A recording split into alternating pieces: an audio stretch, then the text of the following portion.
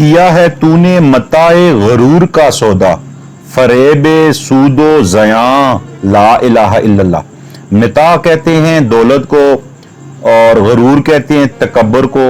دنیا کے مال کو بھی متاع کہا جاتا ہے۔ فریب، سود و زیاں یعنی نفع نقصان کے دھوکے میں رہنا، یعنی کہ مجھے نفع کوئی اور دے گا، مجھے نقصان بھی کوئی اور دے گا۔ اقبال کہتے ہیں کہ اے مسلمان، تجھے تو توحید کا جھنڈا یعنی توحید کا علم بردار ہونا چاہیے تھا، تیرے ہاتھ میں توحید کا جھنڈا ہونا چاہیے تھا، اور تو دنیا کی متاع یعنی دنیا کی دولت کو اس کے سامنے ہے سمجھتا، یعنی توحید کے سامنے دنیا کی تیرے دل میں کوئی قدر نہ ہوتی۔ لیکن معاملہ تو اس کے الٹ ہے۔ تو نے اے مسلمان دار الآخرت کا خیال چھوڑ کر دار الدنیا کو اپنا لیا ہے۔ یہ توحید کے منافی ہے۔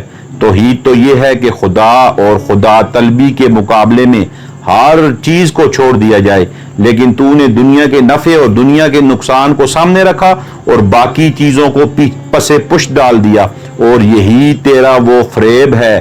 تو دھوکے میں پڑ چکا ہے، کیونکہ تجھے لا الہ الا اللہ کی ضرب کو اپنے سینے پہ لگانا چاہیے تھا، اور یہ یقین کامل رکھنا چاہیے تھا کہ ہر نفع اور ہر نقصان صرف میرے خالق و مالک اللہ ہی کی طرف سے ہوتا ہے۔